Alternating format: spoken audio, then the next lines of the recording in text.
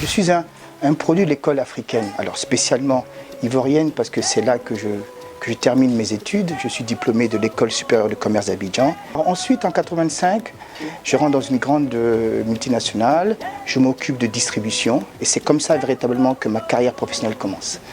Je suis encore jeune à ce moment-là, j'en ai que 22. Donc j'ai 22 ans quand je commence ma carrière. C'est très jeune et un peu fougueux, beaucoup d'arrogance parce qu'on est coopté et puis on a l'impression que tout nous est dû. Les premiers mois, vous ne faites pas du chiffre. Et oui, quand vous aviez l'habitude d'avoir un salaire confortable et que du jour au lendemain, vous ne facturez pas, vous n'avez pas de ressources, mais qu'il faut que la maison continue à vivre, ça peut être difficile.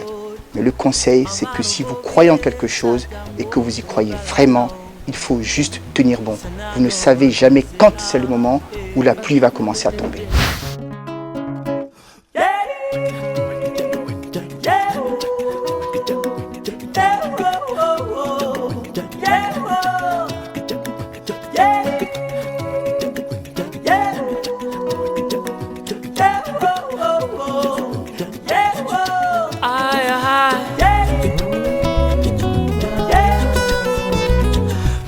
Mesdames et messieurs, bonsoir.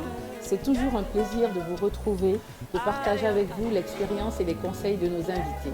Au sommaire de cette émission, le grand format. Mais avant, nous recevons pour la deuxième partie de notre émission M. Gilles Attaï, un homme qui des années durant a dirigé la politique marketing de grandes firmes multinationales et dont l'un des faits d'armes est d'avoir formé le long de sa carrière de 30 ans quelques centaines de cadres africains.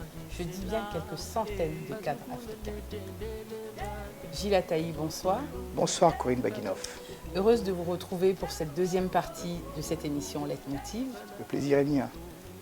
Alors, nous avons parcouru vos débuts dans le milieu du travail jusqu'au jour où vous décidez de vous mettre à votre propre compte. Depuis septembre 2007, vous avez décidé donc de mettre votre expertise et votre expérience au service des personnes et des institutions en Afrique dans les domaines de la stratégie, du développement personnel et du leadership en créant votre compagnie basée à Johannesburg. Vous auriez pu, avec votre parcours, être directeur général d'une grande firme ou même être ministre, pourquoi pas. Pourquoi avoir fait ce choix de vous mettre à votre propre compte? C'est un choix personnel et je crois qu'il me convient parfaitement. Ça correspond à ce que je veux faire de ma vie, à la liberté dont j'ai besoin, à la vitesse à laquelle je veux pouvoir aller.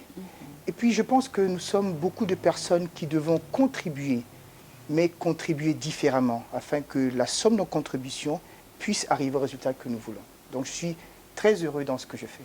D'accord, et vous ne regrettez en aucun cas? Ah non, absolument pas. Vous êtes lancé à votre propre compte? Absolument pas. Même si, comme on en a parlé la dernière fois, il y a eu des moments difficiles et ce n'est pas toujours simple. Hein. Je ne veux pas donner non plus l'impression que ce que je fais est facile et que tout est toujours rose pour moi. Oui, mais dans tout, je pense qu'il y a toujours des difficultés. Absolument, absolument. Alors, tout au long de votre parcours, vous avez fait des rencontres qui vous ont permis d'établir, selon vous, les 51 pratiques fondamentales des leaders. Oui. Y a-t-il un point commun entre toutes ces rencontres? Alors, je dois d'abord dire merci à toutes les personnes que j'ai rencontrées dans ma vie.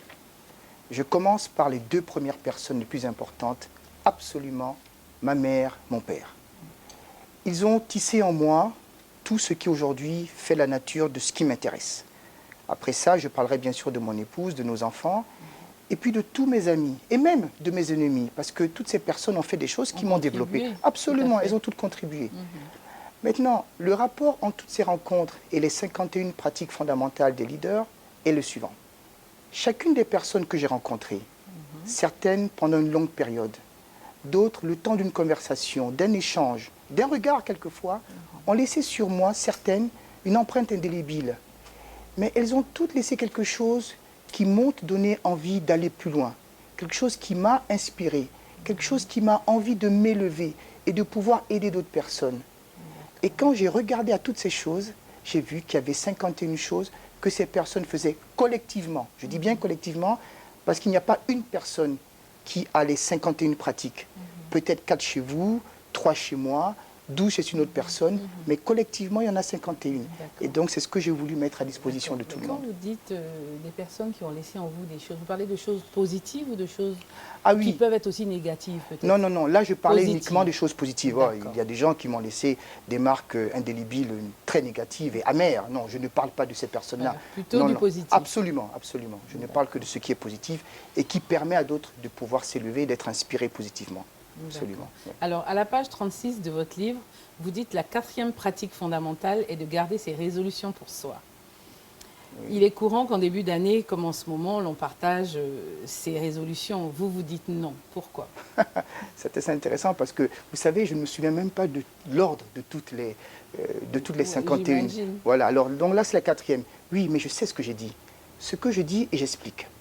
Vous savez, quand vous voulez faire quelque chose, que vous avez pris une résolution, n'en faites pas la publicité avant d'avoir au moins commencé et que les gens puissent observer ce que vous faites. Un exemple, quelqu'un commence un régime. Au bout de la 2e journée, commence à en faire la publicité partout. J'ai commencé à faire ceci et cette personne commence à juger les autres personnes qui n'ont peut-être pas commencé ce régime. Vous savez quoi? Faites ce que vous avez à faire. Nous, on verra ce que vous faites. Et quand on aura vu les résultats que votre régime donnera, eh bien, nous vous poserons la question. Donc, ce que je dis, n'affichez pas vos résolutions, non pas parce que vous ne voulez pas les partager, mais parce que n'allez pas casser la tête de toutes les personnes pour les résolutions que vous allez faire et qui peut-être ne vont durer qu'à peine que 24 ou 48 heures. Faites ce que vous avez à faire, faites-le avec décision, résolument, avec passion, et laissez-nous, qui sommes Les autres observateurs, juger. juger des progrès que vous faites. Donc, c'est tout ce que j'ai voulu dire. Je n'ai D'accord. pas voulu dire autrement. Ok, Voilà. d'accord. Alors, en ce qui me concerne, la pratique fondamentale qui m'interpelle le plus Oui. se trouve à la page 144 de votre livre. La 31e pratique qui est de rester extrêmement positif. C'est vrai que souvent on a tendance à ne pas croire en notre potentiel. Vous d'ailleurs, vous y croyez dur comme fer, au potentiel intrinsèque de tout un chacun. Vous êtes contre le fatalisme. Oui, c'est assez intéressant. Vous savez, devant un événement, vous avez certaines personnes qui s'écroulent et d'autres qui Ils prospèrent. sont fortes. Il faut regarder en toute chose ce qui est positif. Et ce n'est pas, je ne fais pas le gourou, je dis juste ce qui est vrai dans la vérité et dans la vie. Il faut regarder à ce qui est positif, rester positif. Vous savez, Madame Baguinov, autour de nous, il y a des gens qui vivent une vie terrible et difficile. Vos petits problèmes personnels ne sont rien à côté de ce que des gens vivent. Tout à fait. Vous ne pouvez pas vous écrouler parce que simplement quelqu'un vous aura manqué de respect. Restez positif. Ou alors parce que quelqu'un vous aura outragé. Il y a des choses beaucoup plus difficiles dans la vie.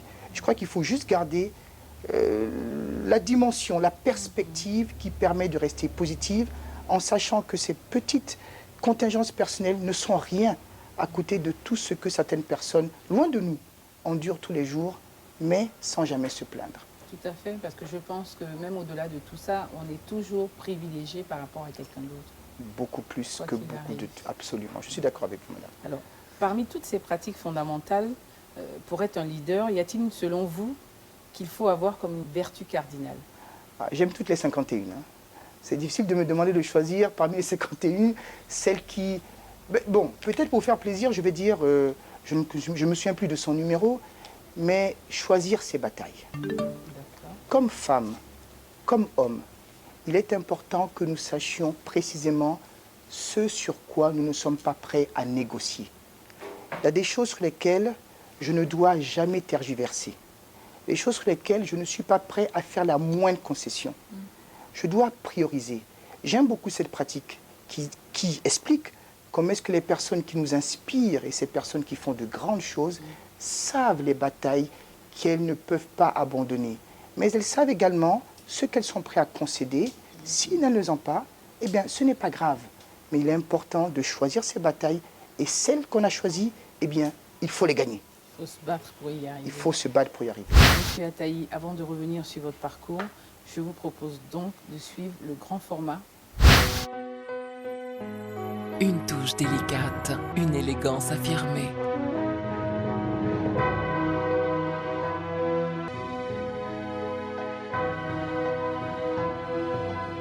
Toujours donner le meilleur de soi. Un engagement de fidélité.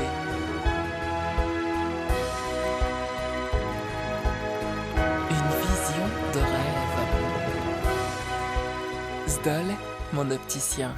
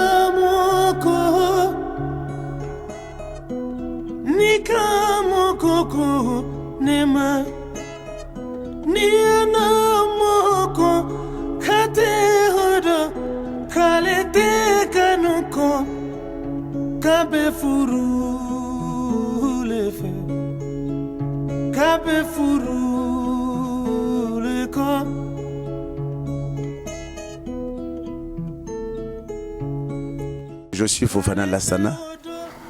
À Mankono ici, on m'appelle Dobadougou. C'est mon village. D'abord, je voudrais remercier l'épouse du ministre d'État, Dosso Moussa, maman Dosso Fador, pour tout ce qu'elle vient de faire pour nous. Il y a quelques mois, lorsque les pèlerins sont venus, elle nous a fait l'honneur d'assister à leur première cérémonie. Et ça a été un grand honneur pour nous. Cela est passé plusieurs fois à la télé. Cela nous a beaucoup marqué. Il faut reconnaître que l'implication de Maman Fador a été pour beaucoup.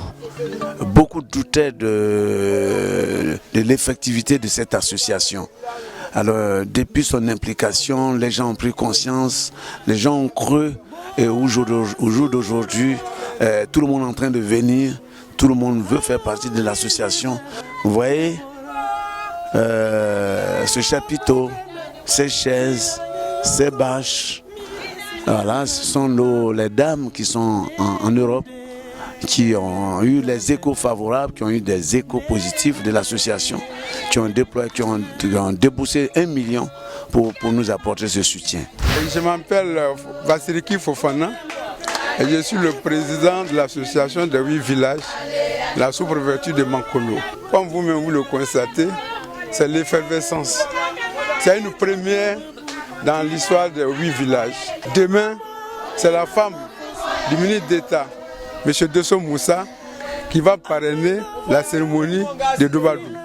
Au niveau de l'association des 8 villages, cette année, il y a une coopérative qui a été primée par le ministère de la Jeunesse. Et cette coopérative est à Djenedjan. Cette coopérative a bénéficié d'un montant de 16 millions. À la veille de l'événement de demain, c'est la joie qui l'habite. On attend l'arrivée de l'épouse du ministre d'État, l'épouse Fador Dosso.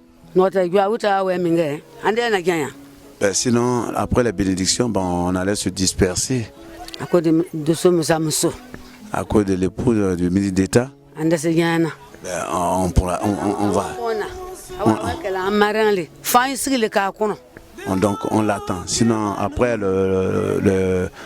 cette rencontre de ce matin-là, on allait se disperser. Mais comme elle doit arriver dans l'après-midi, déjà on est en train de préparer son accueil. Alors donc c'est les tam-tam et eux qui vont aller l'accueillir.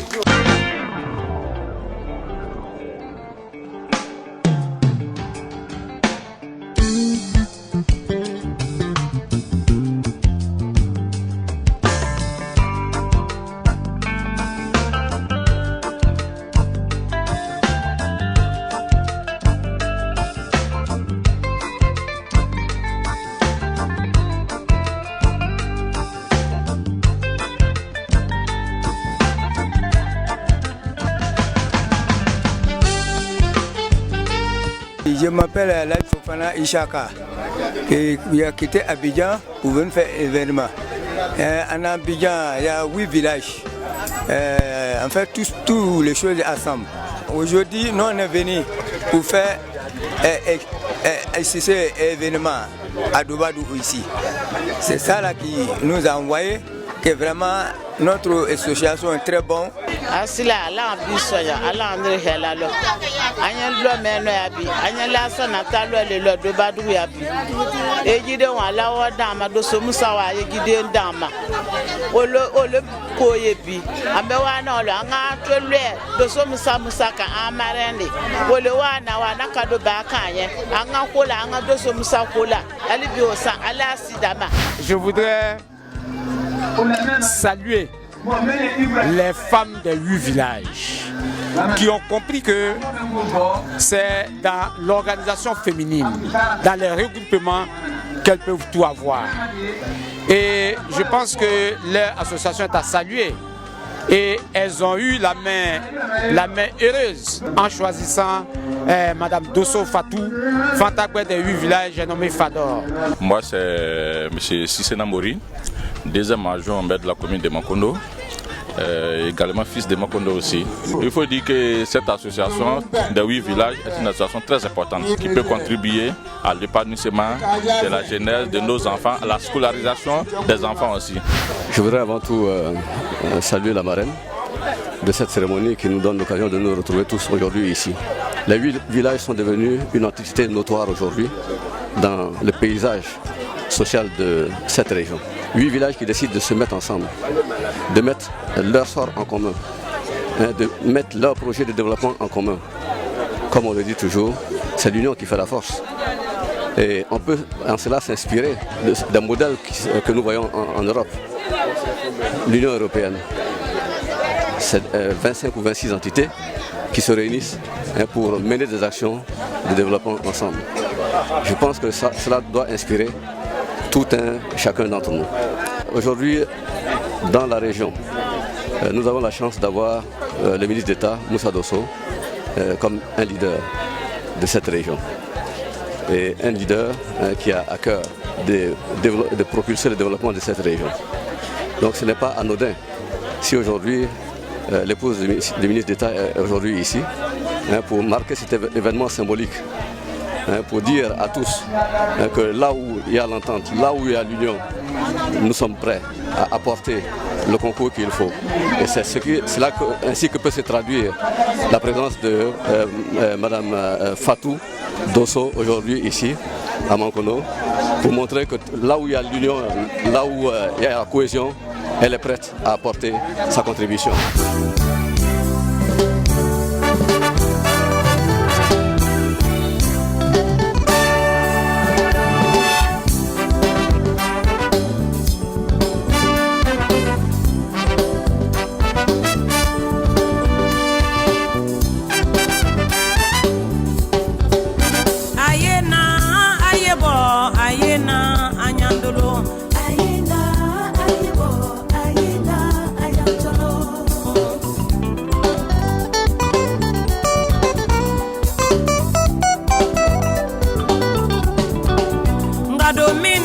C'est une grande impression de joie, de fierté et je suis remplie d'émotions.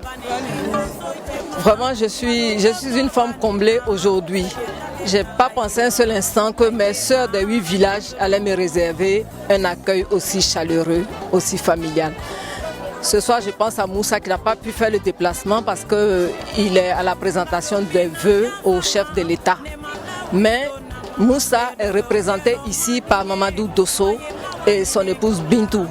Et toute la famille Dosso est là. Nous sommes très contents d'avoir fait ce geste envers la population des 8 villages, surtout envers les femmes.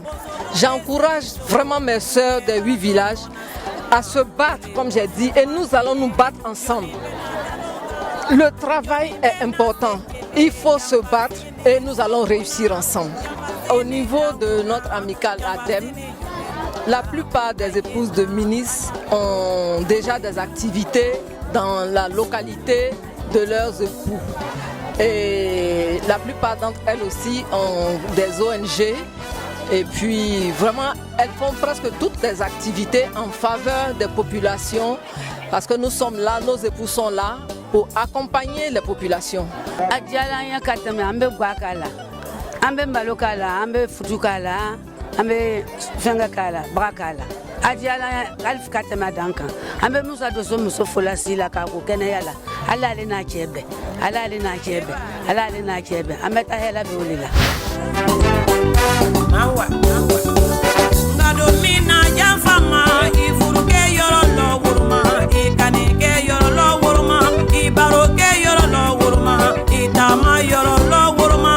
Jɔnni bɛna dalon kan ne, nka don min na yafa ma, o de kɔtɔ a wa fo, madamu Meyite wala nɔle, madamu Jira Madembe. Une touche délicate, une élégance affirmée.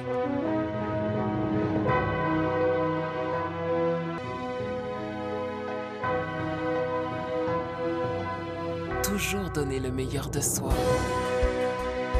Un engagement de fidélité.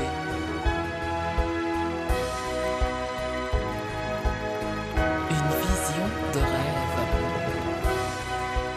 Zdol, mon opticien.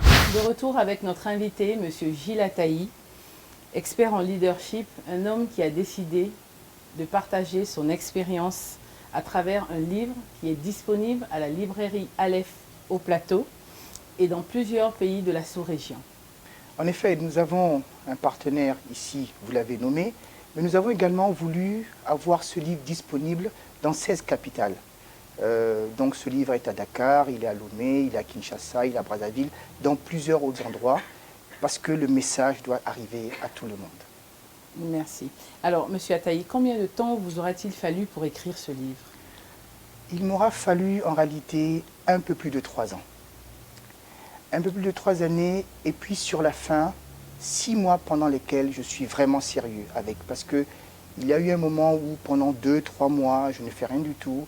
Je travaille 2 semaines sur le livre, j'oublie. Et puis peut-être vous confier une anecdote. Je perds ma mère il y a exactement 10 mois. Quelques jours avant sa mort, alors que rien n'indiquait que ma mère allait s'éteindre 15 jours après, elle m'a interpellé, elle m'a demandé avec grande autorité, mais avec beaucoup d'amour, mais ce livre, Gilles, quand est-ce que finalement tu vas finir de l'écrire? J'aimerais pouvoir le lire. Et puis, j'ai remis à demain ce que j'aurais pu faire depuis longtemps. Et je me suis promis qu'avant l'anniversaire du décès de ma mère, ce livre serait disponible et qu'il serait disponible dans tous les endroits où, ensemble, elle et moi, avions rêvé qu'il puisse être. Chose que vous avez respectée. J'essaie en tout cas de le faire.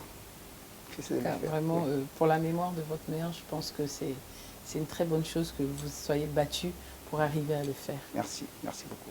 Alors, qu'est-ce que vous attendez réellement de ce livre? Alors, Madame Baguinov, regardez, le monde va très très mal. Il va vraiment très très mal.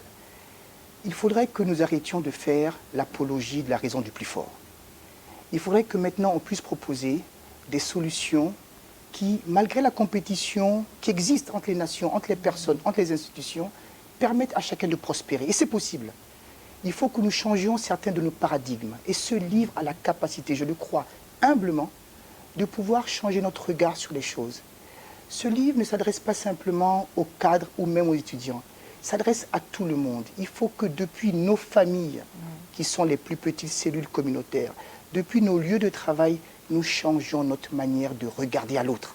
Et c'est possible ensemble de performer sans forcément écraser. Donc le but de ce livre, c'est d'amener doucement la création d'une masse critique de personnes qui pensent différemment et qui puissent performer sans avoir nécessairement à écraser.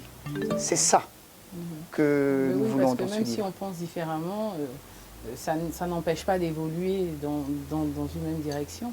Je suis fier de dire que je connais, madame, et ça fait partie des personnes qui m'ont inspiré, des gens qui, sans jamais écraser, sans jamais vraiment faire du mal, en tout cas pas intentionnellement, ont réussi des choses absolument brillantes et ont mis leur talent, leur énergie au service d'une grande cause plus grande que leurs intérêts immédiats.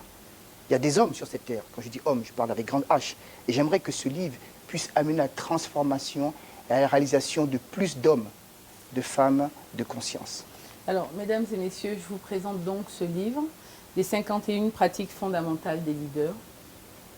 Aujourd'hui, Monsieur Ataï, quand vous regardez le parcours que vous avez eu, qu'est-ce qui pourrait vous rendre fier?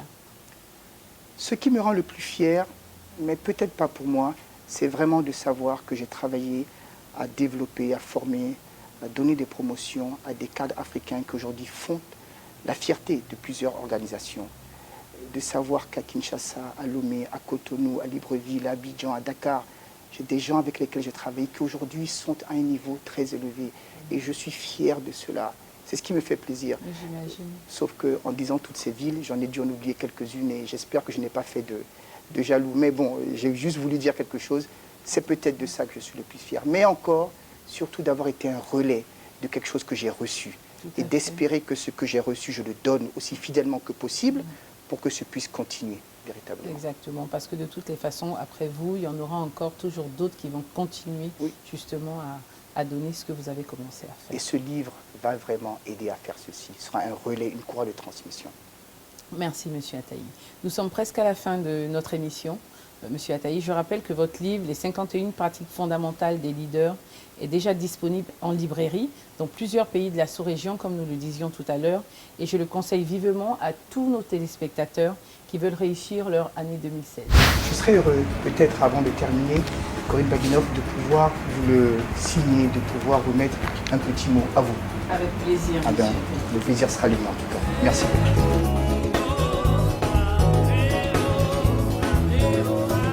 Voilà, je suis donc très heureux de pouvoir le remettre dédicacé. Merci. Voilà. Et pour moi, c'est un grand honneur de recevoir ce livre de vos mains. Merci. Et je le lirai et on en reparlera quand on se reverra. Absolument. Merci beaucoup. Alors, Monsieur Ataï, quels conseils pouvez-vous donner à toutes ces personnes qui nous regardent et qui doutent encore de leur potentiel ou qui, suite aux difficultés de la vie, ont peut-être baissé les bras? Alors, peut-être ce que je dirais, c'est nous avons en chacun d'entre nous un potentiel absolument extraordinaire. Il y a des gens qui doutent d'elles-mêmes. Il y a des gens qui ont des choses incroyables cachées au fond d'elles-mêmes qui jamais ne pourra éclore parce qu'elles ont peur. La première chose à mon avis, c'est qu'il faut bannir la peur. C'est le début de l'année. L'année, c'est sur 12 mois, c'est 52 semaines. Ce n'est pas tard même si vous commencez maintenant. Affirmez-vous, n'ayez pas peur de dire ce que vous pensez. Mais faites surtout des alliances sincères et durables. Jamais vous ne réussirez seul. Je sais que nous cherchons à changer un peu le monde en ayant un homme nouveau, une personne nouvelle, une manière d'être nouvelle. Sachez que chacun d'entre nous peut contribuer. Tout ce que vous dites et ne dites pas, faites ou ne faites pas, peut contribuer. Votre contribution compte. C'est ce que je dirais. Il faut que maintenant, nous sachions que chacun d'entre nous compte et que ce n'est pas juste la contribution d'une personne dont nous avons besoin, mais la contribution de tous les êtres humains. Monsieur Ataï, merci d'avoir accepté notre invitation. Nous vous souhaitons une très bonne année 2016, que votre expérience continue d'enrichir le potentiel de vos lecteurs. Merci beaucoup, Madame Baguinov. Mesdames et messieurs, je vous donne rendez-vous la semaine prochaine pour un nouveau numéro de Leitmotiv. Et n'oubliez pas, si vous n'arrivez pas à franchir ce mur qui vous empêche d'avancer, contournez-le, il sera derrière vous. Que Dieu vous garde.